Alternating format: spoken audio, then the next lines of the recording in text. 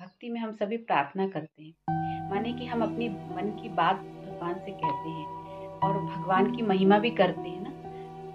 देवी देवताओं की हम लोग महिमा करते हैं। तो भक्ति में ये सब हम अपने अंदर जो भाव हैं उनको प्रकट करते हैं। लेकिन अध्यात्म में माने मेडिटेशन करते समय हम अपने मन की बात भगवान से बोलते हैं और फिर भगवान की भी सुनते हैं कि भगवान क्या कह रहे हैं। भक्ति में हम भगवान की नहीं सुनते हैं, हम अपनी ही कहते रहते हैं। लेकिन मेडिटेशन से हम भगवान की बात भी सुनते हैं और जब भगवान की बात सुनते हैं तो हमारी समस्याओं का समाधान होना शुरू हो जाता है।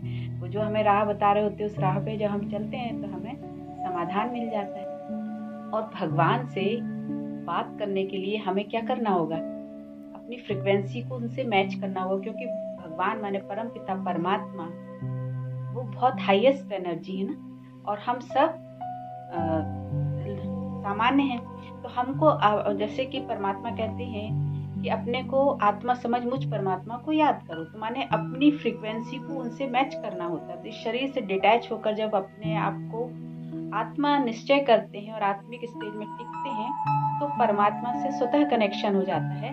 और फिर परमात्मा से हम अपने मन की बात कहना शुरू करते हैं, जिसे कहते हैं रूह रेहान।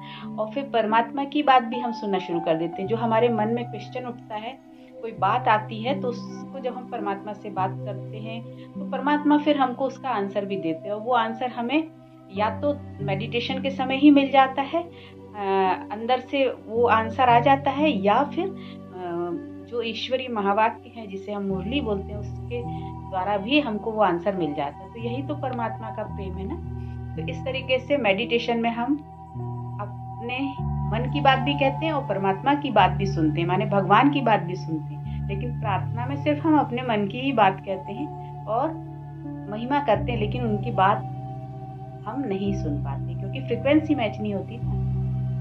हम सभी जानते हैं कि हमें क्या करना चाहिए और क्या नहीं करना चाहिए। जैसे कि कहते हैं ना कि अच्छे काम करते चलो तो भगवान हमेशा साथ देता है। लेकिन अच्छे काम तो हम कर रहे हैं, लेकिन हमें क्या नहीं करना चाहिए वो हमें नहीं मालूम होता है ना। तो हम दिन भर वो चीज़ें भी कर लेते हैं जो हमें नहीं करना चाहिए। हमें मालूम है कि ये अच्छा काम है, वो तो कर रहे हैं, लेकिन जो नहीं करना चाहिए वो भी करते हैं। तो ईश्वरी श्रीमत जो है वो हमें बताती है कि क्या हमें नहीं करना चाहिए और क्या करना चाहिए। तो जब हम ये चीज़ का ध्यान रखते हैं, युक्ति युक्त होके, योग युक्त होके जब हम कर्म करते हैं तो हम कर्म योगी होते हैं। और युक्ति जो है वो ज्ञान के द्वारा ही हमें प्राप्त होती है। तो योग युक्त, ज्ञान युक्त, कर्म युक्त होके जब हम ईश्वरीय श्रीमत पर चलते हैं तो जैसे कहते हैं ना, विधि से सिद्धि प्राप्त होती है।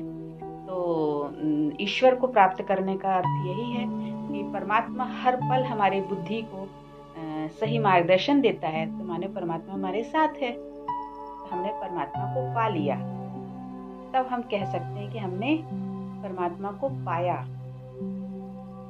मन और बुद्धि जब अलग अलग दिशा में चल रही है, मन कुछ कह रहा है, बुद्धि कुछ कह रही है, फिर इम्बैलेंस हो जाता है ना। तो इतना कंफ्यूजन क्रिएट होता है कि फिर हमें समझ नहीं आता कि हमें क्या करना चाहिए। तो जब हम परमात्मा को याद करते हैं, मेडिटेशन करते हैं और मुरली सुनते हैं, ज्ञान सुनते हैं, माने परमात्मा की महावाक्य उसको ही मुरली कहते हैं। जब हम मुरली सुनते हैं और उसमें चिंतन मनन मंथन करते हैं तो हमको हमारा मन बुद्धि एक ही जगह लगी होती है। तो हमारा जो मन में प्रश्न है उसका उत्तर मिलना शुरू हो जाता है और मन बुद्धि बैलेंस हो जाती है। तो जब मन बुद्धि बैलेंस होती है तो मन शांत होने लगता है और बुद्धि अपना सही काम करना शुरू कर देती है। तो क्या सही है क्या गलत है हमें ईश्वरी श्रीमत से मालूम पड़ता है कि हमें क्या करना चाहिए क्या नहीं करना चाहिए। डू एंड ये हमें मालूम हो जाता है ना कि क्या हमें करना है क्या नहीं करना है। हम अच्छा काम कर रहे हैं, समाज में सभी अच्छा काम कर रहे हैं, सबको पता होता है कि क्या करना चाहिए क्या नहीं करना चाहिए। लेकिन क्या करना चाहिए वो ज़्यादा हाईलाइट होता है ना, तो आदमी वो करता रहता है। लेकिन कई बार अनजाने में हमें क्या नहीं करना चाहिए ये हम जब ध्यान नहीं देते हैं तो उसी का खामियाजा हमें भुगतना पड़ता है और हमें फिर दुख का सामना करना पड़ता है। मन बेचैन होता है, उलझन में होता है। तो इसी चीज़ का बार बार अभ्यास करना होता है।